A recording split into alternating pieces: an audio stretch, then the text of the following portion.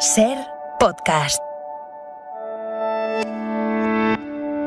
Los dos magistrados del Tribunal Constitucional que perderán su cargo si sale adelante la reforma impulsada por el Gobierno, esos dos magistrados conservadores finalmente sí van a participar en la votación sobre si hay que aplicar o no esa reforma que les afecta a ellos.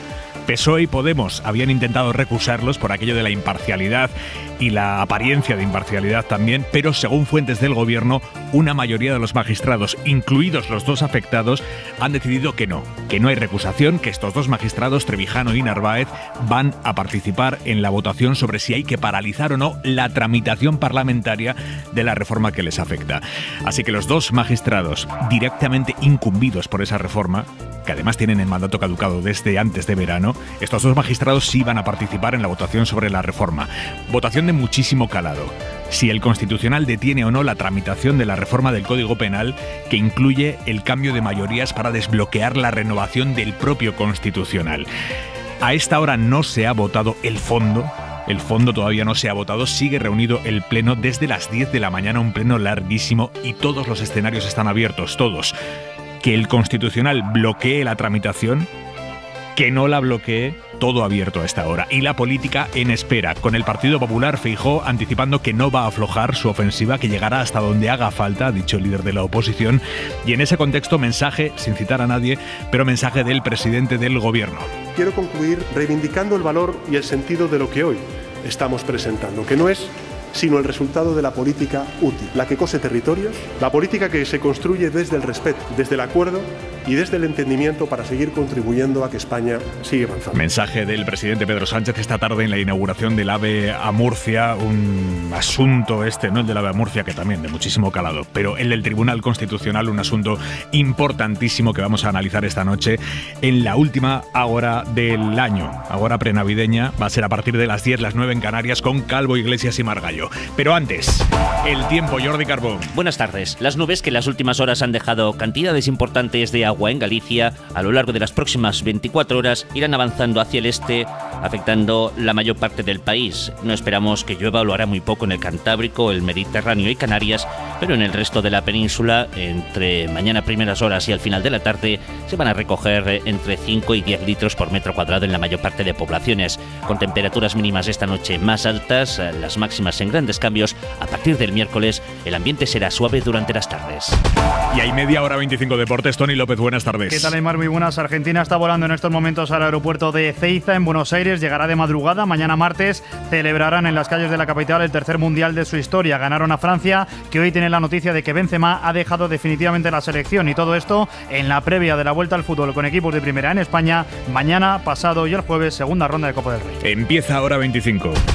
Con Miguel Ángel Campos. Campos, buenas tardes. Hola, buenas tardes, Aymar. A esta hora, Campos, ¿qué sabemos de lo que está pasando dentro de este pleno larguísimo del Tribunal Constitucional? ¿Qué está sucediendo allí dentro, entre los magistrados? El pleno ha admitido por 6 votos a 5 admitir a trámite el recurso del Partido Popular, y hace unos instantes se acaba de producir la votación sobre las recusaciones solicitadas por Unidas Podemos y el PSOE, y también se han rechazado esas recusaciones, con los magistrados aludidos tomando parte del debate y también de la votación. No se han salido del plenario. Tanto el presidente Pedro González Trevijano como el magistrado Antonio Narváez acaban de votar en contra de su propia recusación y han hecho valer la mayoría conservadora. Por 6 votos a 5 han rechazado apartarse del pleno y participar de una decisión que les beneficia al prolongarles en su cargo pese a que tienen el mandato caducado desde junio pasado. El pleno tiene que decidir ahora, Aymar, sobre el asunto capital de la solicitud del PP, la adopción de medidas cautelarísimas que paralizarían el trámite parlamentario de la ley en el Senado. Por lo que nos llega desde dentro del Pleno, Campos, hay indicios de que finalmente sí, hoy sí se va a tomar una decisión definitiva sobre estas cautelares del PP, o puede que se aplace a un nuevo día, como sucedió el jueves, que lo aplazaron hasta hoy. Lo quieren dar por finiquitado en el día de hoy. Con toda probabilidad, Aymar, hoy se va a conocer el resultado definitivo de las cautelarísimas. Así que tenemos una noche larga por delante juntos. Campos, hasta ahora. Hasta luego. Con el Constitucional inmerso en esta espera, la política también está a la suya, a su propia espera. Feijóo ha prometido mantener su ofensiva contra los planes del Gobierno, mientras que el PSOE dice que no quiere ni imaginarse el escenario de que el Tribunal finalmente esta noche frene la tramitación parlamentaria en el Senado, que está prevista para lo largo de esta semana. Guillermo Lerma, buenas tardes. ¿Qué tal, Aimar? Buenas tardes. Y la política por ahora y públicamente guarda silencio. En fuentes, eso sí, desde Unidas Podemos, por ejemplo, creen que el hecho de haber rechazado las recusaciones es muy mala señal. Todo indica, dicen, que el ala derecha del Constitucional tiene intención de proseguir con su golpe a la democracia parlamentaria. De hacerlo, avisan, como ya vienen haciendo estos días, se estaría cruzando una línea roja de gravísimas consecuencias. El silencio también se impone en el Congreso y en el Senado. Ambas cámaras van a arrancar mañana un pleno semanal marcado por la decisión que se tome no en la carrera de San Jerónimo, tampoco en la calle Bailén, sino en la sede del Constitucional. Los grupos avanzan sus posibles conclusiones. Y sobre conclusiones, la que ha tomado el Tribunal, la Audiencia Nacional hoy, que ha archivado la causa que investigaba si las donaciones de empresarios a la Caja B del Partido Popular durante el gobierno de Aznar se hicieron o no a cambio de adjudicaciones públicas. El juez Santiago Pedraz asegura que no ha encontrado ninguna prueba para demostrar que esas donaciones supuestamente ilegales se hicieran a cambio de contratos públicos. No que se hicieran las donaciones. Las donaciones están, aparecen en la contabilidad B del Partido Popular, los papeles de Bárcenas. Donaciones por hasta 7 millones de euros. La cosa está en que el juez no ha encontrado vínculos de que esas donaciones fueran finalistas a cambio de contratos ilegales. Pedro Jiménez. 5 años de investigaciones resumidos en 5 folios en los que el juez de la Audiencia Nacional, Santiago Pedraz, archiva la pieza de los cohechos de la Caja B del PP. Al igual que el fiscal anticorrupción, Antonio Romeral, que ha sido determinante en esta decisión, concluye que no ha quedado acreditado que los empresarios que donaron 7,5 millones de euros a la caja negra del partido abonaran sus mordidas a cambio de obra pública. El juez argumenta que no ha sido posible probar los hechos después de tomar declaración a los investigados y testigos, acceder a la documentación de las sociedades y empresas públicas y, sobre todo, al informe de la IGAE, que concluyó que resultaba imposible establecer una relación entre los pagos o donaciones y los contratos adjudicados. Después de meses de negociaciones, los ministros de Energía europeos han acordado esta tarde, por fin sí, poner un tope al precio del gas, un tope de 180 euros el megavatio hora, que son 95 euros menos que la propuesta inicial de la Comisión Europea. Aquella propuesta que España rechazó porque consideraba que era tan alta que no iba a entrar en vigor nunca, que era una tomadura de pelo, decía España.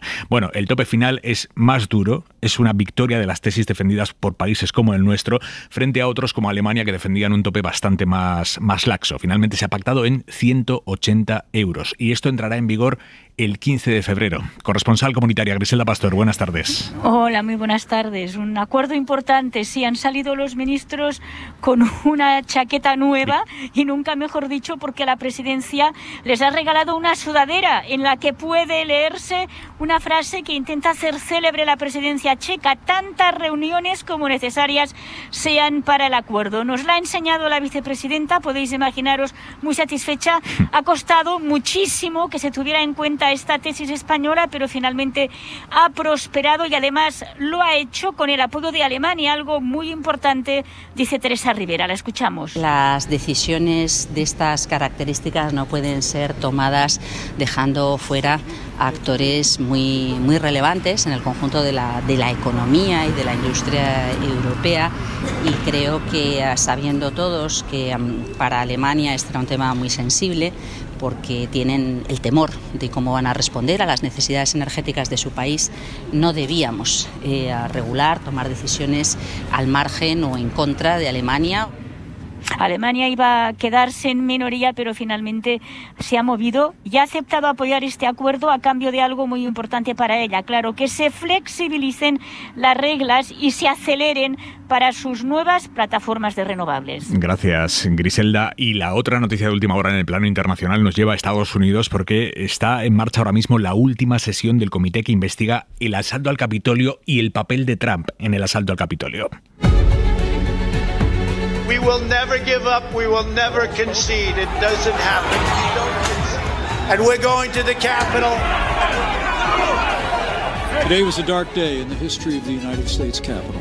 We condemn Año y medio llevan los legisladores investigando qué papel jugó Trump durante estos disturbios. 18 meses que culminan hoy, están culminando ahora mismo con las conclusiones que se están leyendo en esa comisión, conclusiones que son dinamita. Victoria García, buenas tardes. Buenas tardes. Están interviniendo, como dices, todos los miembros del comité, republicanos y demócratas. Consenso en la presentación de las pruebas que son remitidas a la Fiscalía para que se pueda acusar a Trump de delitos concretos, porque las conclusiones de este comité no son vinculantes. Helen Cheney es parlamentaria republicana. No man who would behave that way at that moment in time. Ni nadie que se comporte así en un momento como ese, con las pruebas que hemos recopilado, le inhabilitan a una persona como Trump para ocupar cualquier cargo de responsabilidad pública, y la Fiscalía debe proceder en consecuencia. Trump trató de boicotear el resultado de las elecciones que dieron la victoria a Biden, instigó el asalto al Capitolio y es responsable subsidiario de la muerte de un policía y 4 personas más. Así que los delitos son obstruir un procedimiento oficial, conspirar para defraudar al gobierno e incitar o ayudar a una insurrección. Vicky, gracias. Un saludo. Hora 25. Aimar Bretos. Noticia política de la tarde. Teresa Rodríguez, la líder de Adelante Andalucía, deja su escaño en el Parlamento andaluz. Vuelve a su trabajo como profesora de instituto después de 2 legislaturas en la Cámara Andaluza, 8 años como parlamentaria. Rodríguez deja el escaño, pero no la política. Va a seguir siendo la portavoz de Adelante Andalucía. Mercedes Díaz, buenas tardes. Teresa Rodríguez dejará su escaño el jueves cuando termine el pleno de presupuestos del Parlamento andaluz y volverá a su instituto de Puerto Real, en Cádiz, para dar clases. Seguirá como portavoz de Adelante Andalucía y, por tanto, seguirá haciendo política. Eso sí, cumple lo que prometió, que después de 8 años volvería a su trabajo porque la política, dijo, no es una profesión. Rodríguez lo ha anunciado en redes sociales en un vídeo donde recuerda que renunció a tener un coche oficial o un salario más alto del que tenía como profesora de secundaria. Yo sé que los liderazgos juegan un papel, por eso seguiré estando ahí. Yo no dejo la política porque la política no es el Parlamento. Seguiré siendo portavoz de Adelante Andalucía, me seguiréis viendo en los medios de comunicación, en las redes, en las asambleas, pero estaré allí con la sensación de haber cumplido con mi palabra, por haber acumulado solamente un tipo de patrimonio, la coherencia. La gente de Adelante somos gente de principio, somos gente de fiar.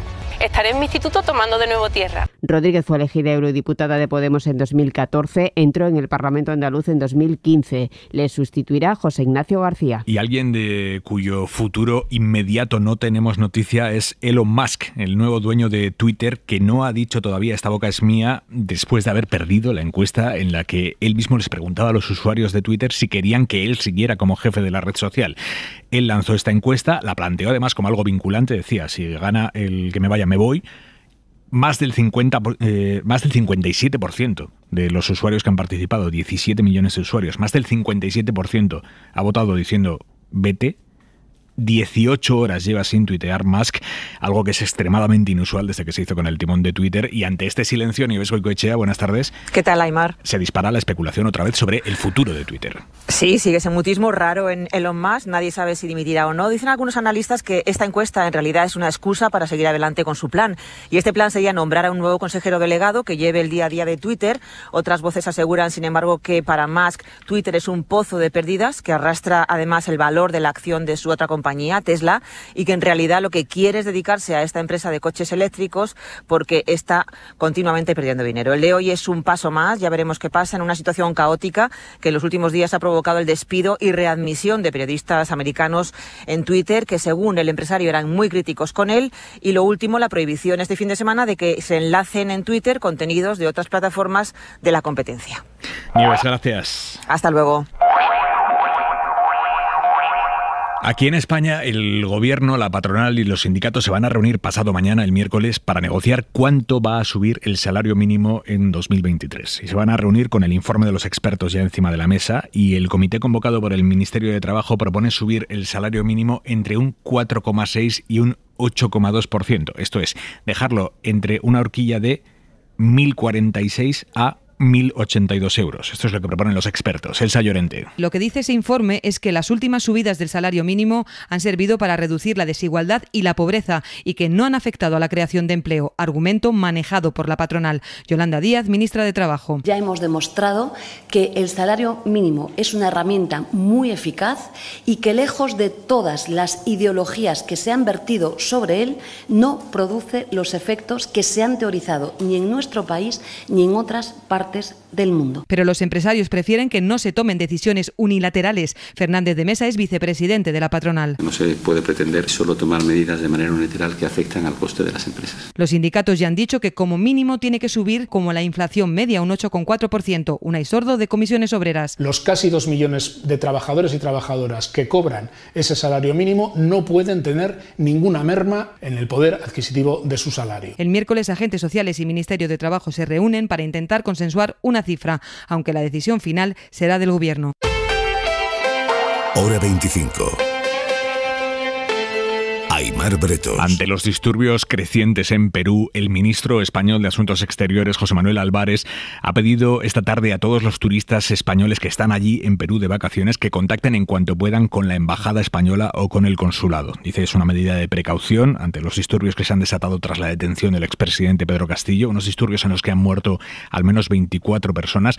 Dice Álvarez, es una medida de precaución, pero a esta hora tienen localizados a unos 360 españoles que quieren salir de Perú. Recomiendo a los españoles aplazar los viajes a Perú, salvo en casos de extrema necesidad, dada la incertidumbre de la situación, y para quienes se queden, como indican las recomendaciones, que permanezcan atentos a la evolución de la situación a través de los anuncios de las autoridades y los medios locales y, por favor, que entren en contacto aquellos que no lo han hecho ya lo antes posible con la unidad de emergencia consular del Ministerio, con la embajada y el consulado. La Audiencia Provincial de A Coruña ha condenado a 14 años de cárcel a José Enrique Abuín, el Chicle, por violar a su cuñada en enero de 2005, cuando ella era menor de edad. La chica denunció al asesino de Diana Kerr en aquel momento, pero la denuncia se archivó. Y más de 10 años después, al resolverse la desaparición de Diana Kerr, el caso se reabrió.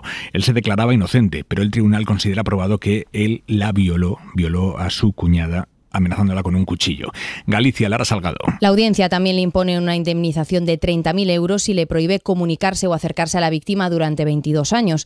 En la sentencia ha quedado demostrado que el Chicle abusó de una situación de superioridad para meter a su cuñada en su vehículo, llevarla hasta una zona forestal en el Ayuntamiento coruñés de Lousame y agredirla sexualmente mientras pasaba un cuchillo por todo su cuerpo a modo de amenaza. La resolución explica que tras violarla la amenazó con matarla a ella y a su hermana si le contaba a alguien lo que había sucedido. Los jueces ponen en valor que la defensa del Chicle no refutó en ningún momento y con ningún medio de prueba el relato de la denunciante, quien además aseguró no resistirse por miedo a la navaja y al lugar donde se encontraba. Contra la sentencia todavía cabe recurso ante el Tribunal Supremo. Gracias, Lara. Y empeoran los números de suicidios. Durante todo 2021 se suicidaron más de 4.000 personas en España. Y si miramos el primer semestre de este año, de 2022, los suicidios han aumentado un 5%. Los expertos lo achacan en primer lugar a la falta de recursos públicos orientados a la salud mental. Mariola Lourido. Y les preocupa el aumento de los suicidios en menores de 15 años, casi un 60% más. El año pasado se quitaron la vida 22 niños frente a los 13 del año anterior. De 15 a 19 años también subieron, de 48 han pasado a 53. Nel González es el presidente de la Confederación Salud Mental y habla de los motivos del repunte del suicidio en España. La primera creo que es la insuficiencia de recursos de atención, fundamentalmente psicológicos en atención primaria. En segundo lugar, la influencia del contexto en la situación concreta que vivimos, como la precariedad laboral y la incertidumbre del futuro. La cifra de suicidios ha superado todos los registros, 4.000 el año pasado. Lleva 18 años siendo la primera causa de muerte no natural y está por encima de las defunciones por accidentes de tráfico o por ahogamientos. Si entran ahora mismo en cadenaser.com van a encontrar la entrevista que le ha hecho la SER a uno de los grandes rostros de Hollywood, Daniel Craig, ex James Bond, y que está estrenando la segunda parte de Puñales por la espalda. Señoras y señores, ha habido un asesinato y el culpable está a la vista. Para una persona de esta isla, esto no es un juego. Debo insistir que nadie toque el cadáver. Vaya, detective, ¿quién ha matado esta fiesta? La peli se estrena en Netflix este viernes y en este caso el escenario del crimen es la mansión de un multimillonario de esos que dicen que se han hecho a sí mismos. Y nuestra Pepa Blanes no se ha resistido a preguntarle a Craig por el rico del que más hablamos últimamente, por Elon Musk. Pepa, buenas tardes. Puñales por la espalda funciona como sátira de los ricachones hechos a sí mismos y un poco iluminados, como Elon Musk. Es uno de los personajes que aparece en esta secuela, una especie de Cluedo donde un detective, Daniel Craig, tiene que encontrar al asesino durante un fin de semana en la isla privada del millonario. I think the movie has many things. A lot of message. Esta película habla de muchas cosas, nos dice, es puro divertimento y tiene muchos mensajes sobre la sociedad actual, sobre este tipo y otros como él. Lo mejor es reírse, explica el ex James Bond, que ahora tiene un personaje queer. Hay que representar a todo el mundo en las películas mainstream, señala el protagonista de una película que critica a los negacionistas, a los haters de Twitter y a los creadores de fake news como los grandes villanos del cine. Lo dicho, la entrevista completa la tienen en cadenaser.com. Técnicamente, jurídicamente, la cosa es bastante compleja. Por eso la decisión del Tribunal Constitucional sobre si irrumpe o no en el Parlamento e interrumpe o no por la brava su soberana libertad deliberativa lleva mucho debate detallista. Por eso su tiempo no es el del sprint de los 100 metros libres, sino el de la maratón. Horas y horas de reunión interminable y lo que nos rondarán. Y sin embargo, el asunto es también, a la vez, muy sencillo. Al menos desde el punto de vista de la ética, o al menos de la elegancia, o al menos del respeto a las maneras responsables de actuar. ¿Es correcto proseguir en un puesto de mando cuando ha acabado tu mandato? ¿O bien uno puede creerse imprescindible y por tanto autorizado a impedir el paso al legítimamente elegido para sucederle? Ese es el dilema que debería haber resuelto ya el presidente del Tribunal Constitucional, Pedro González Trevijano. El compromiso hacia el decoro del cargo debería haberle aconsejado irse a casa y no prolongar su permanencia exorbitante en la poltrona, por cierto con un generoso sueldo, a costa del prestigio de la institución. Las sesiones del tribunal no serían ya maratonianas, ya todo estaría resuelto y la amenaza de secuestro al Parlamento que profiere la ultraderecha y también la derecha acogotada por esta dejaría de ser peligrosa. ¿Es que acaso los que quieren paralizar ahora el Senado juegan a una seducción sugiriendo promesas de bellos puestos en el futuro, como la presidencia del Consejo de Estado a cambio de lealtad partidista perruna?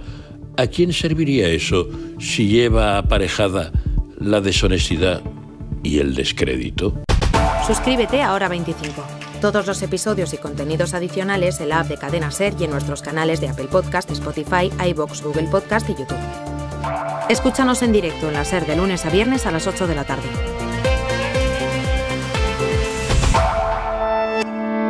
Cadena Ser. La radio.